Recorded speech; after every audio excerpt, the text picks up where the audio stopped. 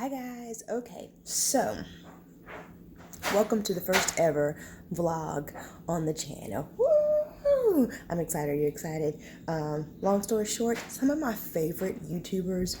Oh yes, I just put the trash out, and the trash guy is just here. Comment down below if you understand, like when you forget and then you be like, have I missed the trash yet? And then you take the trash out and then you see the trash man come. Boom, girl, we did that. Feeling really proud of myself. So I already have a win for the day. But anyways, welcome to the first vlog on the channel. I love vlogs. I love watching them. I feel like I get to know people when I'm watching them. So I decided to do it myself. Some of my favorite YouTubers vlog. Miss Jackie, Amber Patchalock, Glamour Guru Nay, Lala, like they all vlog. And I love watching their vlogs. So I was like, you know what, girl, why don't you try your hand at a little bit of vlogging? But I will try to make sure that they're specific. So today, I have a couple things to do. I need to look up business insurance. Technically, I should already have business insurance, but I don't have it yet, and I need to get on that quickly. Also, today is a day where I'm working in my business, not on the business. Or I'm sorry, I'm working on the business, not in the business. So I don't have any appointments today. So I'm trying to make it a very productive day. So today I need to do a little marketing, brush up on some marketing skills. I think I'll do through Skillshare and come up with some content ideas, which I've actually started watching this new YouTuber. Her name is Alyssa Fulamo. I'll put her channel up over here. But she is a lash artist, and I just happened to be binge watching her channel, and she had this one video that was really talking about ways to come up with content ideas, and I'm really liking it, so I'm going to do that today. I'm supposed to be redoing my daughter's lashes today, but I don't know. I try all my new things on her. Currently, I'm in the process of trying to learn how to do handmade fans. I'm in love with a pre-fan, pro-made, whatever you want to call it. Basically, when the fan's already made for you. But I get them from reputable brands, and they still work beautifully. But it's expensive because you have to keep so many in stock. Actually, you know, I'll show you guys my stock right now. It's not huge, but I think it's a little bit over the top for someone who is as new as I am. But I pride myself in my quality and customizing every set to the actual person. So in order for me to do that, I have to have a lot of different diameters and curls and lengths on hand. So I'll show you guys that. I don't know, I'll show it to you. Okay guys, so here is my current lash inventory. This is the first layer. I have a second layer down here. These are all what I would use for classics and hybrids and light volume. As you can see, the fan diameter, so how many fans. So here's 1-to-1. So here's a classic lash on one natural lash, and then when you start talking about hybrids or volumes, you're talking about 2 or more extensions onto one lash, and that's what gives you that fan, that volume effect. So when I do hybrids are my meat and potatoes. That's what most people want. When I do my hybrids, I don't like to go up any higher than maybe like a 4D or a 5D fan. Just because, number one, the price point of the actual inventory, I have to account for that.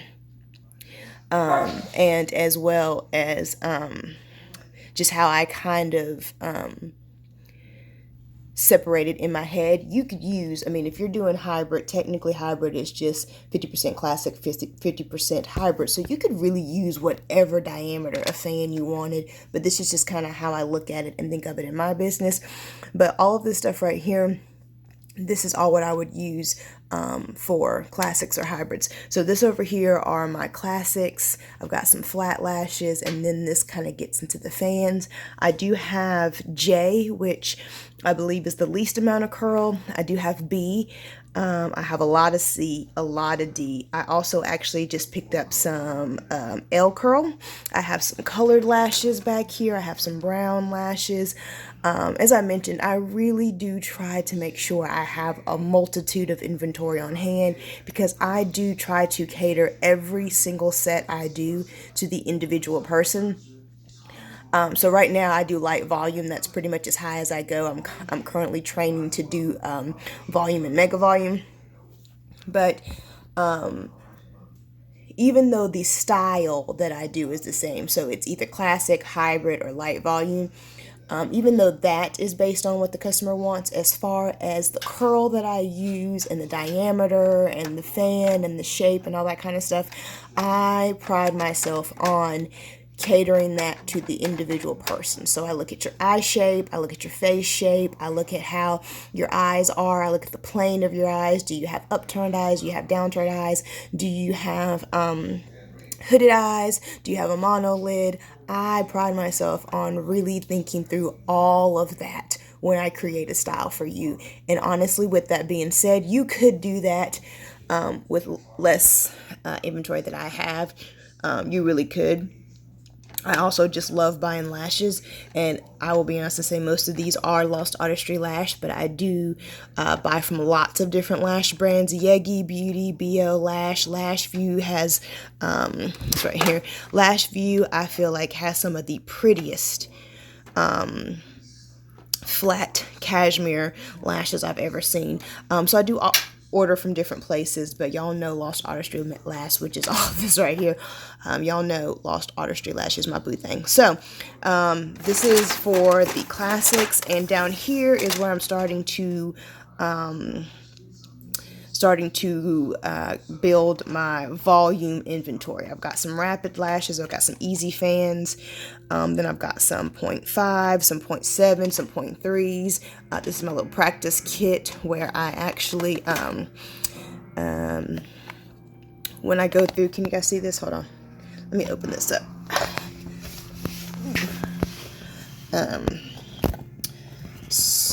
So when I practice my fans, because I do practice fan making, I don't want to waste them, so I put them in these containers. These containers. I do clean them and sanitize them, and then I put my fans in here so that I'm not wasting the fans while I'm practicing, because your girl cannot be wasting anything. But anyways, I feel like I have jumped all around in this intro. But currently trying to figure out how to do handmade fans. So I'm right now just been practicing on my daughter. I need to redo her lashes. I think that's it. So yeah, so we'll go ahead and get started. This is probably, woo, your arm gets tired. How y'all do that? Like, my arm is tired. Whew, okay. Okay. So, what's a good spot? Is this a good spot? I think you can see there. That's a pretty good spot. So this is probably it's about 11:30, so I've already started my day. Most of the time, at least 6 days, 5 to 6 days a week, I start out the day working out with my husband. Like working out and then but like for real, like working out. We kind of rotate through. My arm is hurting, y'all. How y'all do this? Okay. So we alternate between like cardio and HIIT drills, and then heavy weights. We kind of rotate depending on the day. We actually use Daily Burn, which is a monthly subscription, but they have so many different workouts. They have bar, they have Pilates, they have dance, like they have every single workout you can possibly think of. And so you're constantly being able to switch up your routine, plus you get to choose what you like to do, which I think is very important. I'm also a morning person. That's a lie. I actually prefer to work out in the morning because getting it done before I start my day really helps set the tone for the day, and it really takes away all my excuses.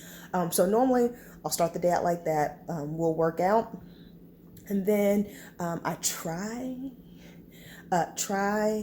to start doing more meditation and more journaling to start the day off right, because good Lord, my arm, whew, oh my God, oh, that's sad.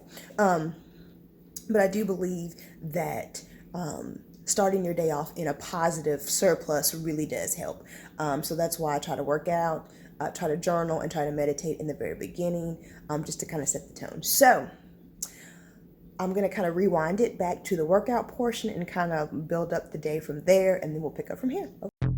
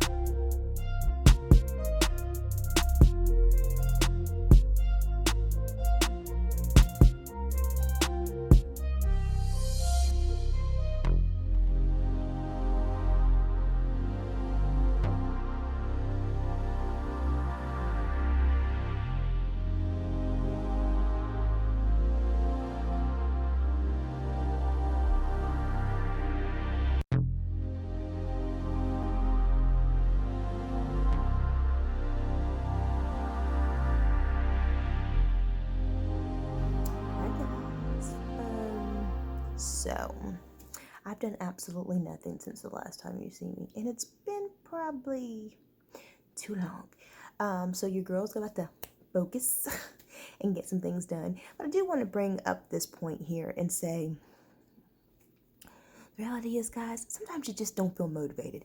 Now, let me tell you this. Of course, the whole point, I agree. If you want to be successful, your whole point is that you need to push through it, even when you don't want to. Like, that's just the reality of it, right? It's like almost whenever you have to pretend to love your kids more than something you really want to do. That ain't mine. That was Dorothy, aka Golden Girls. But there are times when you're going to do it anyways. I just also want to be on here and be real and say, but the reality is, there's just sometimes you just don't want to do anything. So that's okay. Refocus, get it together, and pick up where you left off. That's just going to be the important part. So what I think I'm going to do right now is I'm going to do some content creation research because I think that video was really good. I'll link that video up above here because it was really good. And I think the tips that she mentioned you could use in any industry. You really could. So I'm about to get on my laptop and do some work, do a little research because my Instagram sucks. My layout's beautiful. Like I have like a little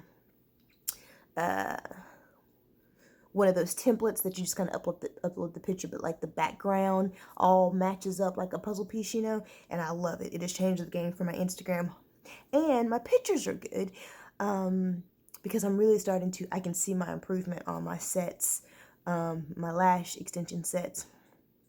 So my pictures look good, but where I'm going, I think I'm repeating the same thing over. So I really need to start getting better about that. So I know that's important. I know that's a game changer. So that's a top priority for today. So I'm going to pull my laptop and do some research.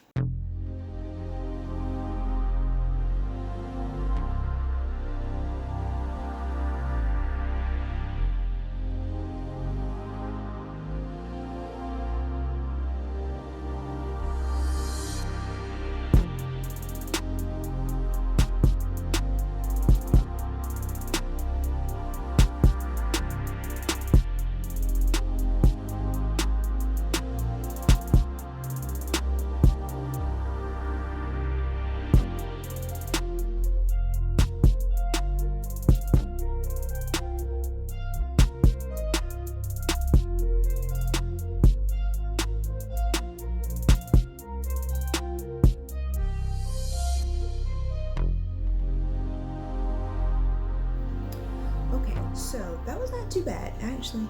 Yeah, I'm looking a little crazy, ain't I? Real life here. Okay, so that was actually really good. I came up with a lot of different content ideas. Seriously, like I did. Again, I'll link the video because it's a really good video, and I feel like the techniques that she mentions will work in any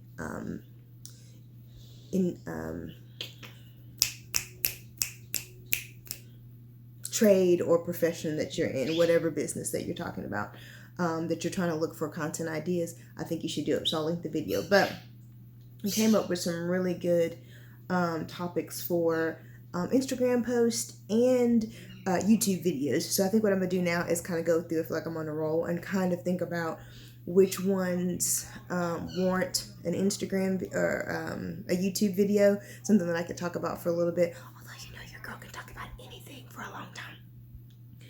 But then try to figure out which ones really make sense being short form and things like that. What can I put into a reel?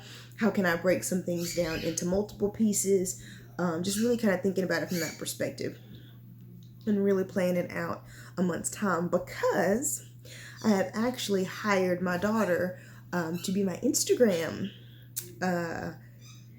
producer, manager. And so basically what I'm going to start doing is I'm going to start giving her the video, whatever it is, and it's her responsibility to turn it into a reel or a post or a story. I think I might still do stories, but just to kind of let her kind of take the reins over from that. Really, because number one, I am not the biggest social media person. I don't mind it. I don't mind it at all. And I really do like stories, because I like stories because it's like you just get on there and you just talk about whatever. It's very Insta, and it's okay for you to just be rambling about stuff. But I find that the posting thing, I don't know. Either way, I'm really excited that number one, I actually am in a position to be able to afford to actually hire and pay her. Number two, I like working with my daughter and I like her having a job. And three, I also like showing her and having her see that this is a possibility. Like this can be done. You don't have to go this route, but if you want to go this route, it can be done. So I just like it. So, but in order for me to be able to give her that ahead of time and have her actually be responsible for it, it's my responsibility to get it all thought of and created and packaged up and ready to go so I can hand it off to her and she can do it. And I'm not the best at that. I'm normally on the fly. Like when I post something on Instagram, it's normally, I thought of it at that exact moment as I had posted. So it's going to take a little bit more planning on my side, which is a little bit tough. But like I said, I got some really great ideas for Instagram and for YouTube videos. I just need to kind of go through and figure out which is going to go what and all that kind of stuff. So I'm going to keep on going with this. It is about 2 o'clock now, so I'm going to keep on doing this for just a little bit longer, and think about what's next on my list. I think I gotta clean the bathroom sometime too. I hate cleaning the bathroom. Okay, so I'm going to finish doing this, and we'll see.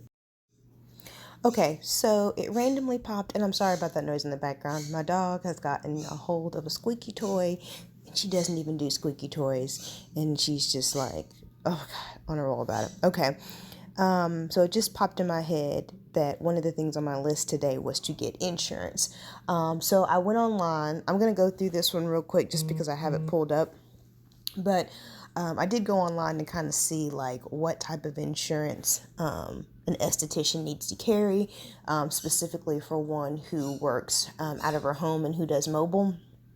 So for me, it looks like most estheticians need to carry, and please feel free to comment down below if I'm incorrect.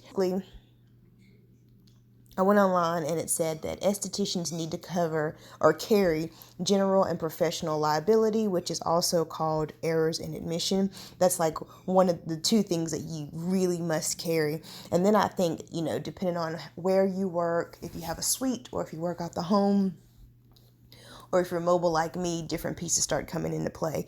I got the general liability, which is the main one that estheticians need. And I also got one for property, just because I do operate outside of my house. And now that I'm looking at it, I probably need to get this commercial as well, since I am mobile. Now, again, I'll put in the pieces that I saw, but really, guys, it was basically me Googling it and checking it out. I don't know if everybody knows this, but my daughter, hey girl, hey, recently got her learner's permit, which is great for me because I never have to drive anywhere. So it's really nice. I'm just like, hey, let's go here. And then she gets behind the wheel. The only bad part is that we have to listen to her music. Sometimes it's good.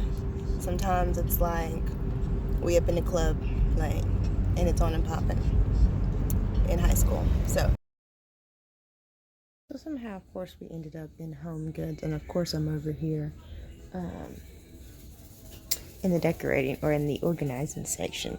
And I will say this, ladies, the thing about organizing is I would say get what you have in mind, like plan something out first and then get all the pieces to it, because if you get pieces to it first, you're going to end up buying a whole bunch of stuff that looks cool but that ends up not being functional. So side note from me. Okay guys, so I am super excited because tonight, finally, we are going to use my projector. Comment down below, let me know. Do you have these moments in your head, like when I bought this projector off of Amazon like 2 years ago, in my head, when I literally clicked add to cart and purchase, I instantly had a visual in my head of us sitting outside on our deck, holding hands, singing.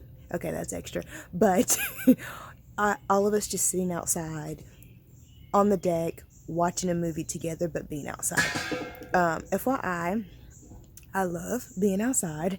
I love just coming out here and just sitting, especially, it doesn't matter if it's warm, it doesn't matter if it's cold, it really doesn't matter. I just love being outside, especially like in silence.